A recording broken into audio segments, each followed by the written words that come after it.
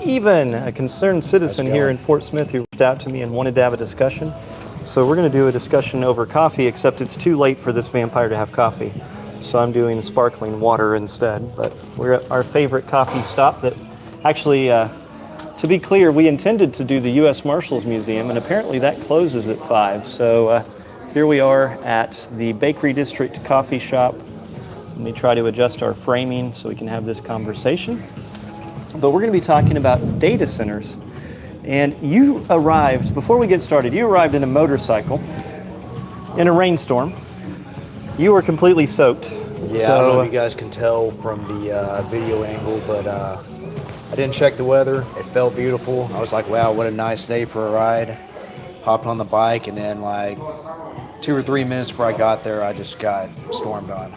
Yeah, well, it definitely happens this time of year in Arkansas. We can have rain out of nowhere. Pop-up showers, I think is what they call that, right? Yeah, I think so. Nice lightning show, though. Yeah, there was loud. It's not like the crack of a whip. There were some really close shots over there. So we hung out at the Marshals Museum, and you can hear the thunder happening even right now. So it kind of adds some ambiance, because we're going to talk about something that a lot of people are afraid of, which is data centers. Spooky. So you reached out to me at the meeting the other day and said you would be having this conversation, and I said let's do it so we can record it in case we talk about something that might be relevant to other people. So I guess first off, let me ask you this. How much research have you done about data centers, or you just heard stuff online? What do you know about data centers? Why does it concern you? Okay, so obviously it popped up on social media, as do most things of concern. I'll see different things over and over, and then of course I would look it up. You know, I would Google it and read up, and I was like, okay, they do use up a lot of water. They are used for, you know, data storage purposes. You know, the list of the things that you would see popping up, I would look it up, and it's like, okay, that looks verified to be true. And then so start reading up on it, and I'd say people are concerned about them for a variety of reasons. Like, the most common one you're going to hear is environment, which is legitimate. You know, they say it's going to use up a lot of water, creates a lot of heat. The sounds that it makes, very loud for, you know, if you live near one, it could keep you up at night, things like that. And so my concern, besides that, is just what it could be used for, as far as they kind of keep track of everything these days. Like, you know, your phone stores a lot of information. You know, they got cameras everywhere, and I'm mostly concerned about like a 1984 situation, you know, 10, 20 years down the line. You tell me that you're concerned about a 1984 situation while we're talking to 2 cellular phone cameras on different platforms that are going through data centers right this moment. There's some irony there. I just want to point that out. Oh, so, absolutely. So why is it okay for us to be having this conversation and people to see it right now versus the 1984 situation? How is that different than this? I would say to a degree, like, it's consensual, for one thing. I would say with that, like, yeah, this does go on. There's cameras everywhere. But with something like that, it almost feels a little bit more locked in.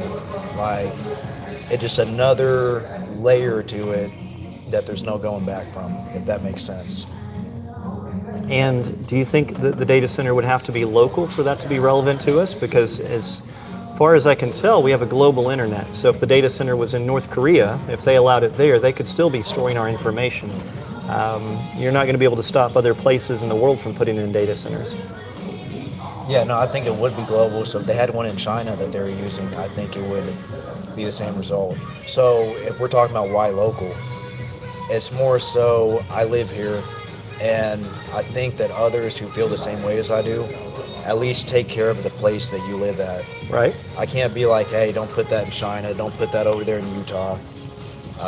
But I live here. We don't have one yet, so I feel like I'm at least able to say, hey. And I'm giving you these questions not because I'm for data centers or against. Like I'm not. I just want to make sure that everybody understands where we're coming from. So that's why I'm asking these questions. These aren't necessarily representative of my position, but we need to be able to have a discussion, which means we need to be able to challenge anything that we come forward with as a concern and understand where it lands. So, are you aware that we already have a data center in Fort Smith? Yeah. It's come up before. Have you been past it? I don't actually know the location of it. So it's in downtown Fort Smith. It's on, I want to say 12th Street, close to Immaculate Conception Church, just down the road between it and Grand Avenue. Would you say that's big? That's different than the mega data centers that are being discussed? I would agree. It is definitely different.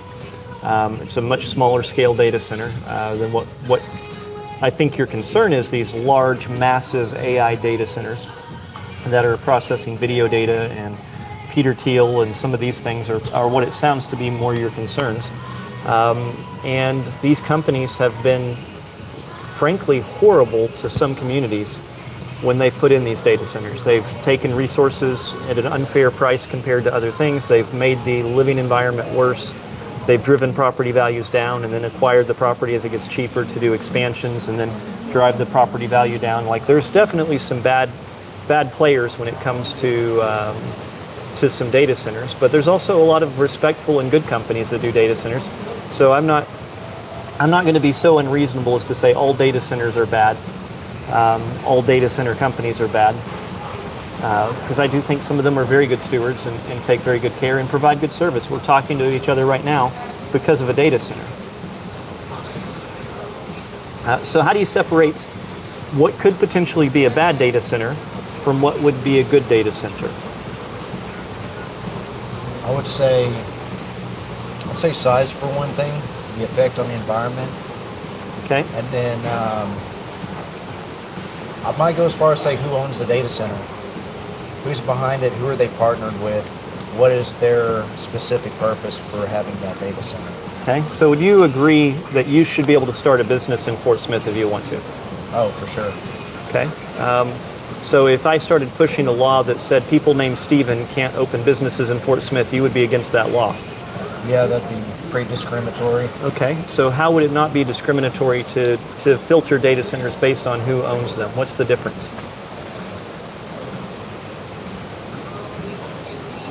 I guess the only difference I could say on that is by looking at their track record of who they partner with and what their reasoning is. You know, because Stephen, for example, that would be just like, hey, all Stephens, but many Stephens are different.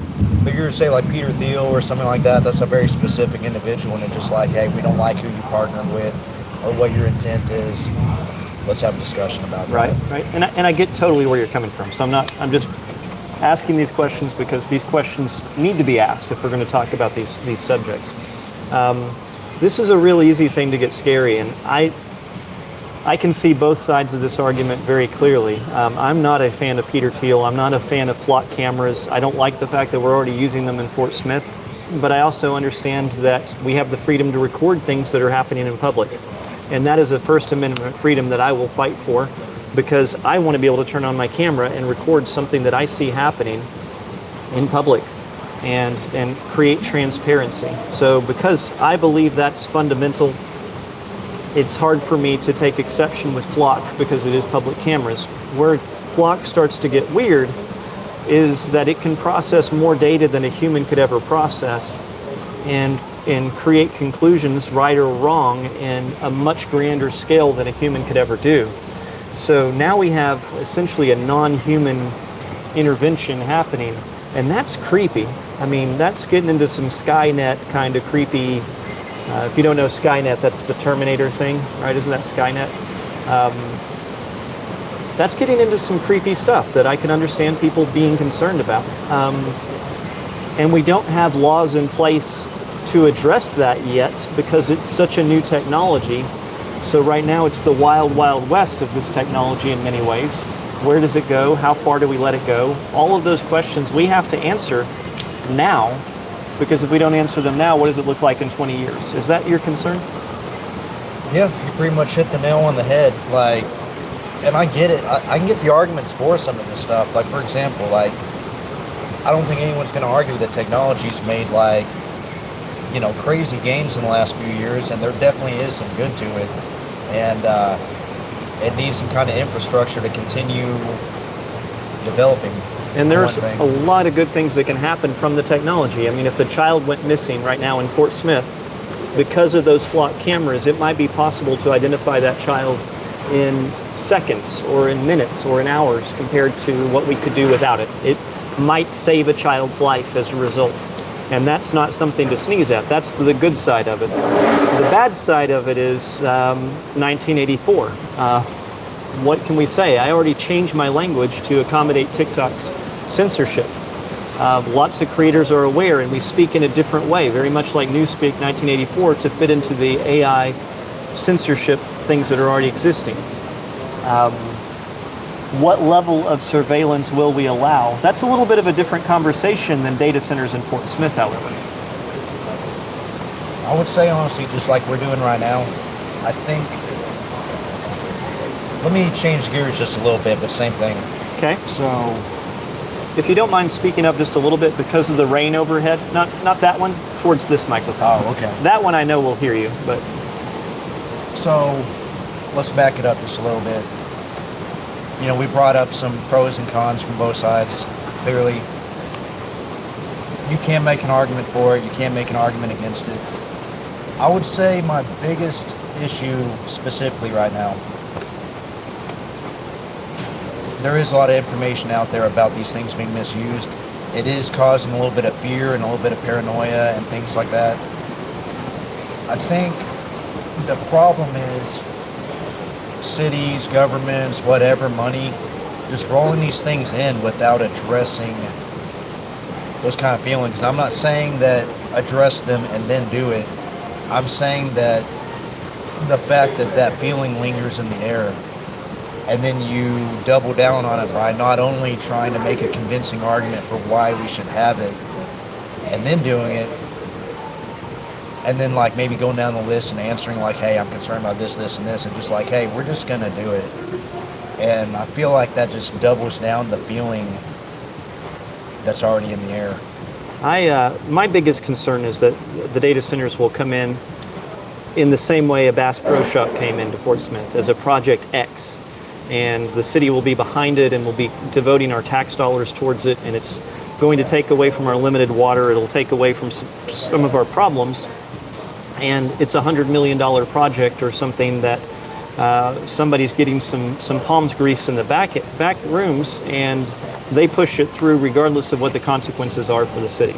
That is something I could never support. I would never support something like that because of the negative consequences that we already talked about. Neighborhoods being lower property values, noise, resource utilization, those types of things I could never support.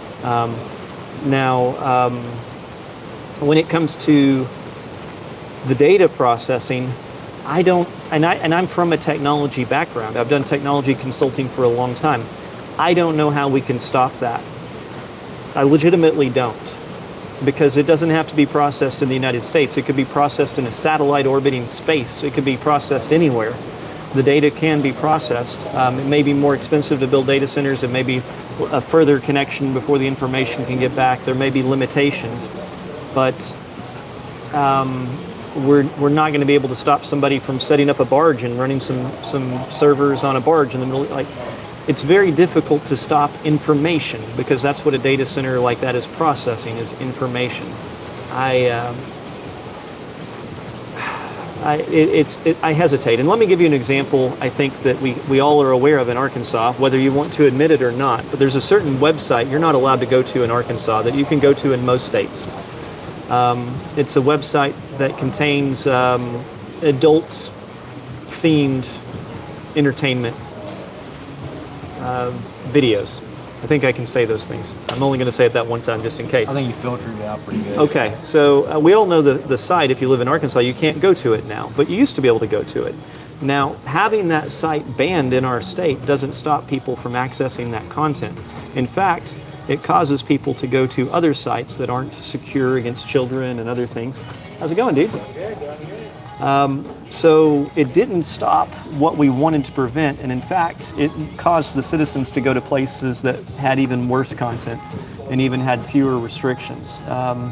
So when we start to create restrictions around how AI can be used, or what we can do with AI for legitimate companies, for a Peter Thiel or somebody that's a big publicly traded company, what small company comes in to fill that vacuum that we've created? What structure do we have to control them? What do we do to stop the small startup that's just operating in a room in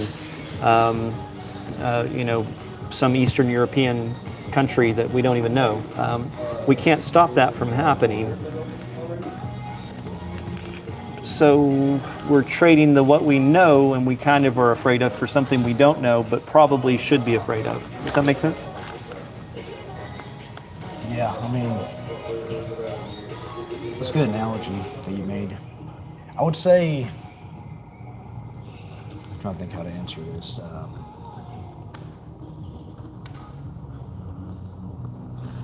You're saying we ban it. There's just going to be alternate methods coming in that we know less about. Right. Like banning, from a government perspective, banning something doesn't work.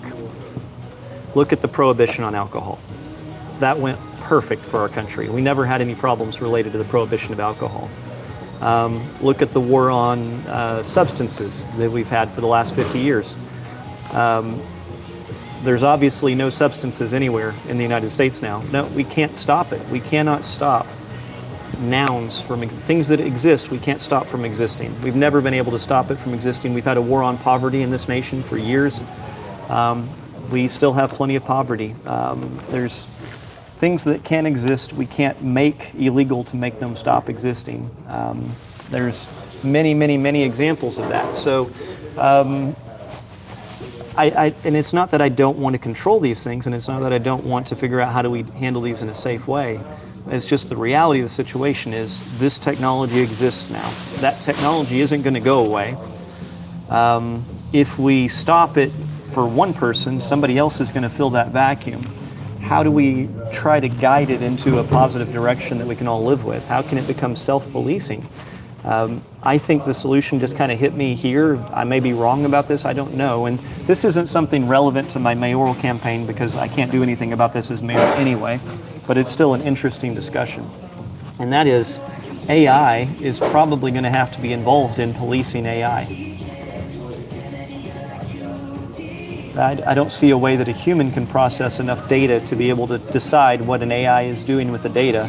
It's going to involve some type of AI infrastructure testing what AI is actually doing to be. So now we're ending up with, we have to create a powerful enough AI to police AI.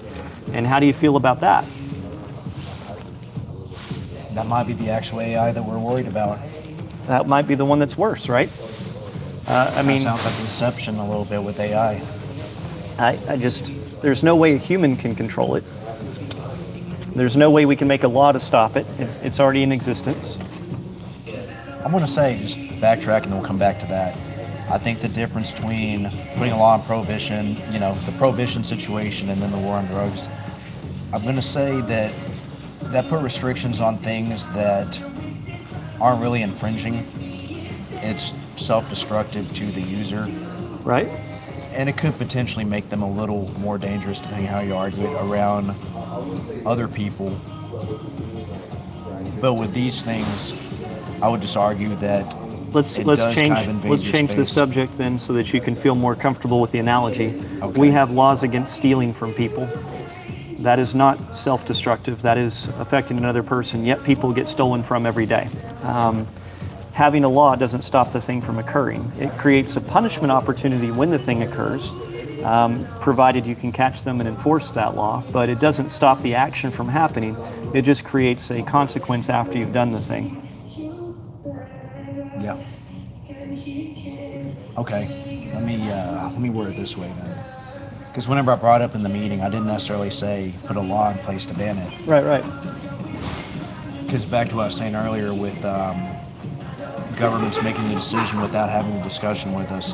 Like, I don't want them here, but if, like, let's say 51% of Fort Smith was like, yeah, I'm on board with that, that's like, okay, like, more people here want it than not.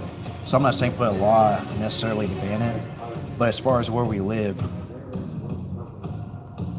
if we're sticking on that part of it, we should get to decide, and we should get to have the full conversation. It shouldn't be like, oh, I'm going to leave that feeling hanging in the air and then just do it. Okay, and again, I am not in favor of a gigantic data center that hurts property values and things like that opening in an area. That's if it were in an area where the property value was industrial and it wasn't, maybe I might be able to be talked into that being a positive thing, but I would have to know that it's going to create jobs. I'd have to know that it was going to be responsible with water usage.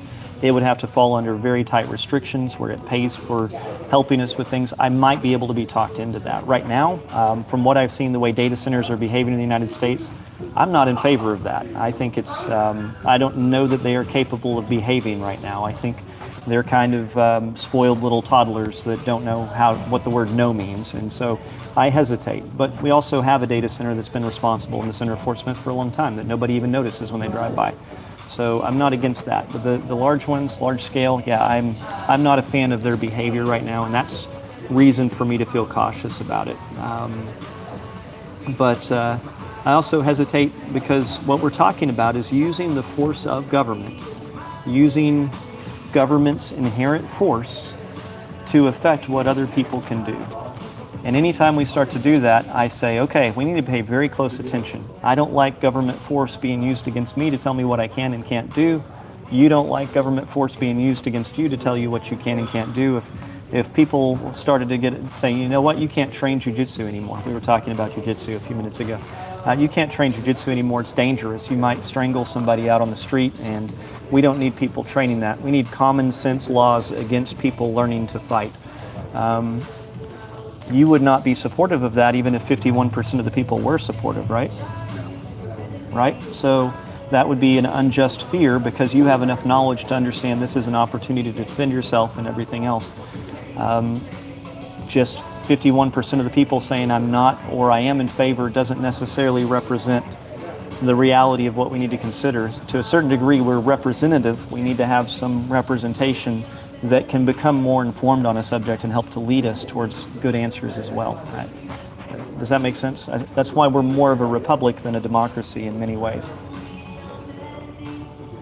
And I'm not saying this to say I have the answer. I'm saying this to say that I don't know that anybody has the answer to this right now. I think it's good to flesh it out and bounce it back and forth. That way questions get answered and the conversation just kind of expands out. You know, more angles considered going into it. More what? More angles being considered. Right. I think this is what's necessary. Like, I think this right now should be happening more just before it gets dropped somewhere and people don't get informed about it. Right. Not planning in advance has led to some of the biggest mistakes in data centers, I think.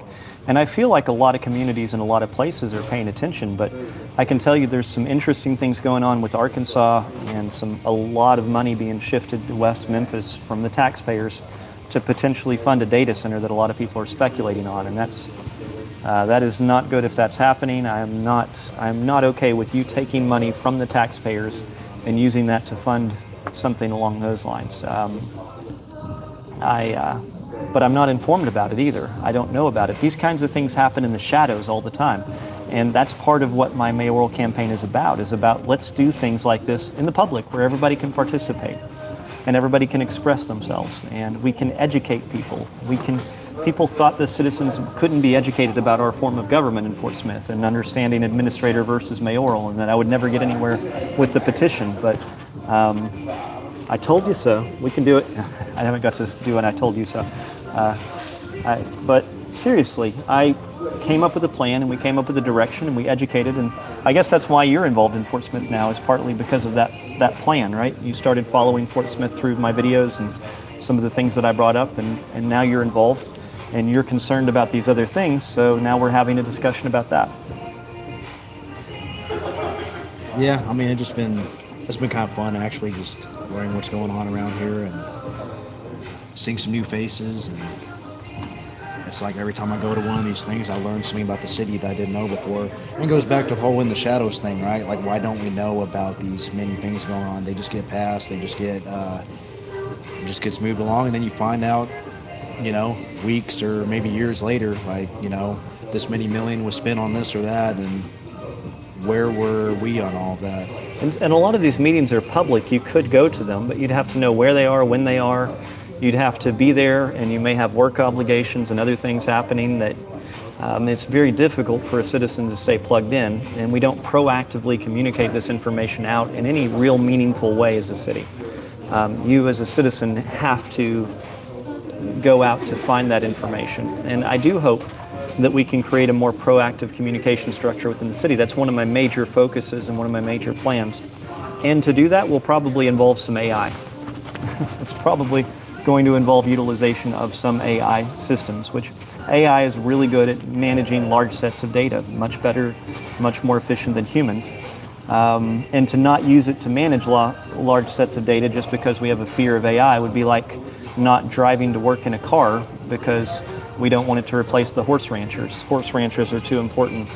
We don't want to, so none of us are going to use cars now. Like, AI exists, it's a tool, it's good at certain things. We should use it as a tool for the things that it's good at.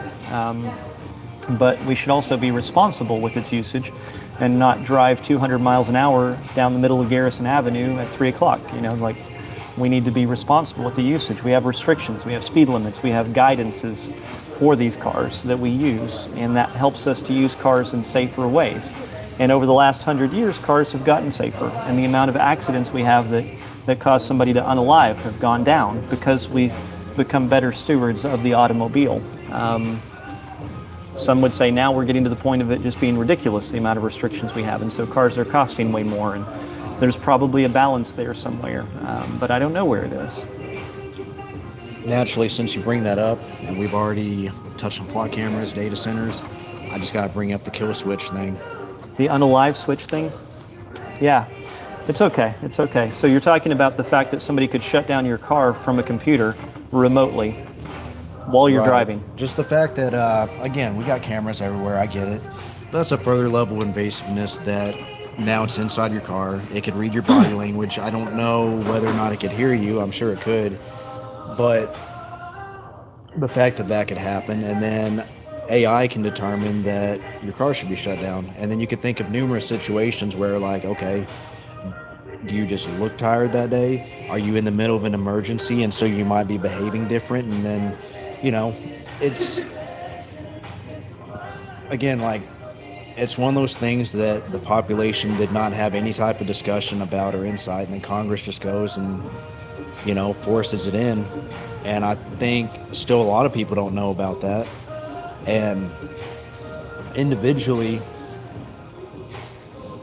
you know, data centers, flock, all that, they all sound like a good idea. And I'm just seeing like this type of net being created with all these things. And I'm not saying, you know, to your point again, like, where do you draw the line on putting a law restricting something? But definitely got to discuss what appears to be this net being created. Like, you want to talk about social credit scores, that's like, that would be a pretty effective way later down the road to start enforcing something like that. Enforcing something like what? A social credit score. Well, I know what a social credit score is, but what do you mean that would be a way down the road to do it? What do you? I guess what is the antecedent of that? So right now I'm saying, like, okay, the reasoning behind it is if you look like you're impaired or whatever reason, we're going to shut it off. But like later, let's say we have different leadership, a few laws are rewritten, and then they just decide like, hey, everyone has to bleed this way or that, or everyone has to do this specific thing. And if you don't, you know, your stuff's going to be turned off until you learn how to behave. It's kind of like, for example, like, you know, back during the lockdown, a lot of people had consequences for, you know, not getting the jab. Mm-hmm. And that to this day is still a very 50-50 topic because, yeah, people... Did it save lives? Did it not? I mean, I hear people that still argue this to this day. I mean, it's completely polarizing because some people don't care, but it's funny because there are people who to this day, if you talk to them, they believe they survived 28 days later. And then you have people that are like, I feel like I got bamboozled in some way or another. And I'm sure the answer is somewhere in between because I'm not going to sit there at all and say like there wasn't something going around that was very harmful. But there are definitely things about it that could make you feel like So, you had let's- one pulled over on you. So let's talk about this subject, and we have to be very careful with wording this subject for social media. This is definitely controversial. You should have wrote a subject. list for me of Yeah, like, don't say this word. So far, you did pretty good on that. So I was very concerned about the words you might utilize. And it's not because we don't want to talk about these things. It's because we have to do Newspeak 1984 to be able to talk about these things safely on an AI-enforced system. So it's a perfect example of AI policing our behavior right now. And it's already happening, and it's been happening for years. And in general, it creates a more positive community, and it creates the opportunity for me to talk to hundreds and hundreds of people right now. So that positive expression isn't bad necessarily. It isn't good necessarily. It's just a thing. And it could continue in a good direction. It could continue in a bad direction. It could go back and forth, and I don't know where it's going to set. I don't know where it's going to fall. But I do know this. I hesitate to give government authority over virtually anything because it's almost impossible to get that authority back. The government having the ability to shut down a car because they want to is a terrifying power to me, because that goes to your right to travel. Do you own your car? Is it yours to control, or is it the government's? Does it really belong to the government? Well, we pay property taxes on it in Arkansas, at least. So that means that if we don't pay our property taxes, are they going to come get my car at some point? They're at least not going to let me drive it on the road. They're going to, it's who owns what? Who controls what? That isn't as clear as it sounds. If you have an iPhone, you don't have the right to work on your iPhone. It's against the policy of your iPhone. You don't actually own the device that you're using, and roughly half the people are using iPhones in the United States. So half the people that are here watching this don't own the device they're watching me on. How wild is that? Like, you bought a license to be able to use the device while they allow you to. You know, it's a privilege. It's not a ownership thing. It's clear as mud. And part of the problem is it's new. We don't know where to write the laws, and if we did write the laws, there's not a way to enforce those laws. And there's a lot of ways the laws could make things way worse than what we have being managed. And this isn't to defend giant tech companies or anything like that. I hope you don't hear it that way, because that's not my intention. My intention is just to put us in the reality of, just because we make a law that says data centers are bad, no data centers, doesn't stop data centers from being built somewhere outside of the law, doesn't stop the data from being processed outside, doesn't stop environmental damage from happening to the oceans or energy usage or anything else that those have when they're in North Korea or somewhere else. In fact, it deregulates them if they go to some countries rather than the United States. It might be better that they do it here where we can have some say. I don't know. I don't have the right answer. I don't have a good answer. And again, none of this really is related to the mayoral race of Fort Smith, other than it's a fun conversation, and the kind of conversation that makes us have to, I say fun, it's kind of terrifying, but I mean, it challenges our brains. It makes us have to go with the back and the forth. What would happen if? What would happen if? What would happen if? I'm sure there's a lot of people here that do want to know your thoughts on this stuff, so I mean, I'll now they know. Yeah, hopefully I know that's not clear, actually. I know it's unclear, and my thoughts are unclear about this. I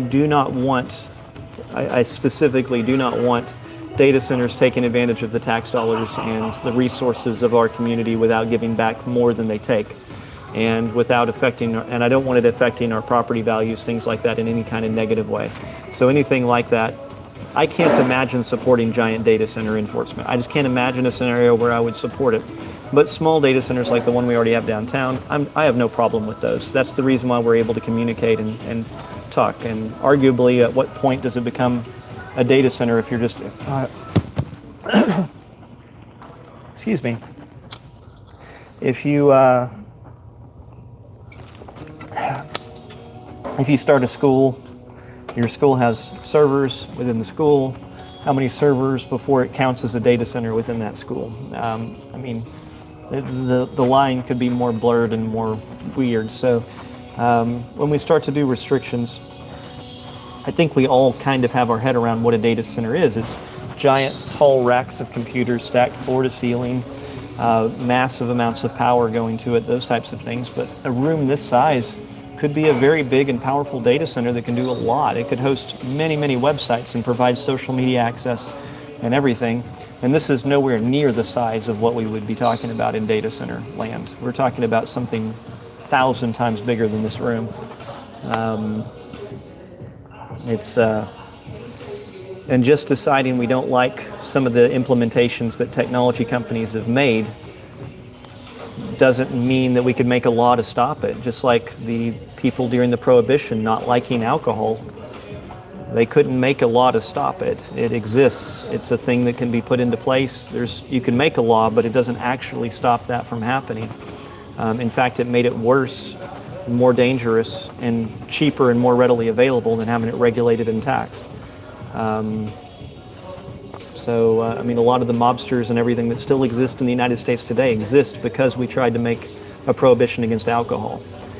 I'd be afraid also of too many tight restrictions creating a scenario where we create an AI mafia, so to speak, and AI mobsters that are operating outside the law with some of the biggest processing brains ever created beyond what humans can imagine. That's terrifying to me.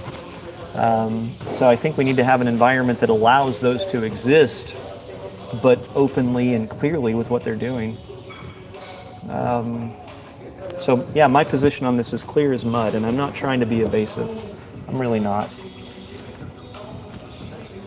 I think that's what we need, though, is just discussions on the topic and awareness.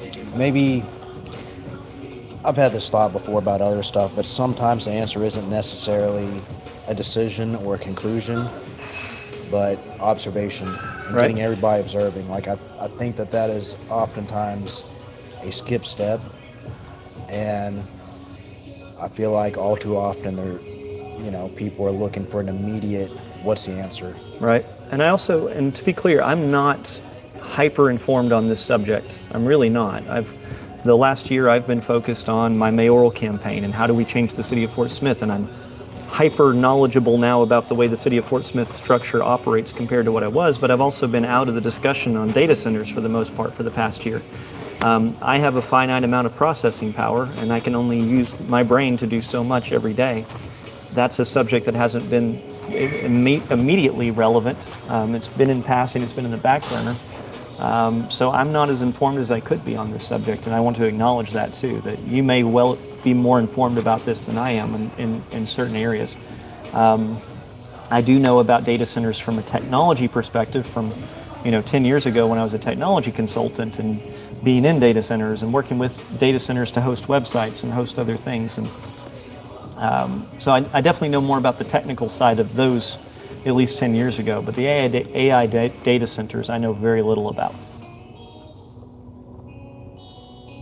To your point just now, you only have like 24 hours a day. You have other stuff going on that you need to do. I brought this up the other day, but with transparency and all that, we don't have time to look up every spending, everything that was passed, all that stuff. I think we should be able to go on the Fort Smith website, or any website for that matter, and there should be a flow chart that tells you the total amount of taxes, being used, every bucket that they come from, and where they're going, what they plan to be used for. And I can't help but think that's not overly difficult to create if I feel like they have the resources to create that. Well, I used to build websites for a living and technology implementations like that. And although that is something that could be created, what you're going to run into is problems with various softwares not talking to each other. So the water department's going to use a specialty billing software. We were just looking at the 911 system changing softwares. All these different softwares don't necessarily communicate together well. However, AI would make that very easy relative to the old methods of doing it. 10 years ago, it'd be almost impossible, but now because of AI data centers, that might actually be a thing that we could create. So now we go to the thing that you want might only be possible to create in a cost-effective manner because of the thing that you're afraid of. And that's the good and the bad of this. There's very good things that can come from AI. I think the biggest concern is just it getting completely out of control and doing some of the things that we discussed earlier. Yeah. As far as just like digging into people's everyday lives and then eventually being used against us intentionally or unintentionally. So I do acknowledge there's a lot of good things they could be used for, and that's my biggest concern is like just get the conversation going so people are aware of what it could potentially turn into. And I think the more people are aware, the better. Again, I acknowledge it can be used for some very good things. Right. So pew-pews, they are used to protect people a lot. Our police carry them. Our soldiers carry them and used to try to, protect our nation's borders and protect from bad things. But they also can do a lot of harm in the wrong people's hands. I don't see a way to enforce AI without using AI. I don't see a practical way to do it. So stopping AI and saying we're not going to have AI or we're going to not have AI data centers, it's just like trying to take the pew-pews from, trying to take it from the bad guys. You can't, because the bad guys by nature are going to have them anyway. They're not going to respect the laws. If we're not careful, we disarm the good systems and the good companies that will become the good leaders of this. And again, I'm not a huge fan of Peter Thiel and things, but there's got to be some level of these are the good ones. These are the ones that are going to be used in enforcement. I just don't see a way to go as a human in enforcement on this. We have to have AI helping us to police AI. And I never had that thought until we had this conversation today. But I just That's the whole point, right? You right. keep bouncing back and forth and then get new ideas. And I mean, again, I'm not saying like add those things in because I'm not in support of like the data centers, but I'm saying that if it does end up rolling to that point, we do end up getting steamrolled. I think that the next option would be, how do I put this? Discuss countermeasures against if it did get out of control. Okay. And that wouldn't involve like restrictions. I don't have like any ideas off the top of my head, but that could be a different non-restrictive idea is like, if it did end up happening, what could you do about it if it began to get out of control, basically? Okay. So this is my petition to run for mayor. I appreciate you asking me difficult questions and everything else. Would you be willing to sign my petition to run for mayor? So this is just to put me on the ballot. I thought you were already on there. Well, no, I have to get 50 signatures. And one of the things I wanted to challenge myself, I don't even have my wife's signature yet. I wanted to get as many signatures from people that didn't just outright instantly support me, that made me have to earn it and have conversations. And that's one of the things that you did. You asked me about data centers. You asked me about these things before you were willing to support me blankly. And I think that means you qualify as a person I'd like to get a signature from. Yeah, I think if you want to run, you should be able to. Thank you.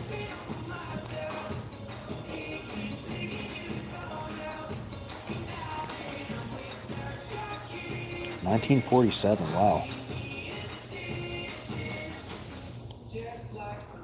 That guy had a great conversation with me earlier today. He's one of our, he's been involved in politics in Arkansas since the 50s. So he, quite an interesting fellow, and he knew a lot about what's happened and a lot about what's changed over time. You can look that video up later, but I did do that video as well. So thank you. Thank you so much. One final thought. Okay, we're in a bakery. It's now converted into a coffee shop. But this was a large functioning bakery that employed several people in Fort Smith and made bread for lots of people to eat. We now know that carbs are bad and lead to obesity and diabetes and lots of other problems. If somebody wanted to open a bakery in Fort Smith, would you be against that? I think you should be able to eat whatever you want. Okay, that's a similar thought. Kind of thinking this, if somebody wanted to buy land and open a data center in Fort Smith, this is where I'm torn. This is where that conversation goes back and that, forth. That is a distinction, though, that I was saying earlier, is like you're putting that bread in your body, you're making that decision, where that it's got effects that reach outward from its origin point, and that's where I take an issue with it. Okay, so same question, a weapons manufacturing factory. Yeah, that's something that's something we could do all day. I get it. Right. Yeah. And I don't know where the line is, and I'm not ready to draw that line today, and I don't know if I ever will be, because once you give government that power to regulate, you'll never get it back from them, and that's where my hesitation comes from. It's not out of not understanding the threat that AI potentially represents. It's not because I don't understand the dangers. It's because I also understand the danger that government represents, and I don't want to create a scenario where government is the only one that has it also. So that's also scary. Yeah, it can go both directions on that. Thank you guys for hanging out with us. I don't know if this discussion was great and informative or not, but I think it was, at least for me, it made me think about some things. Bye.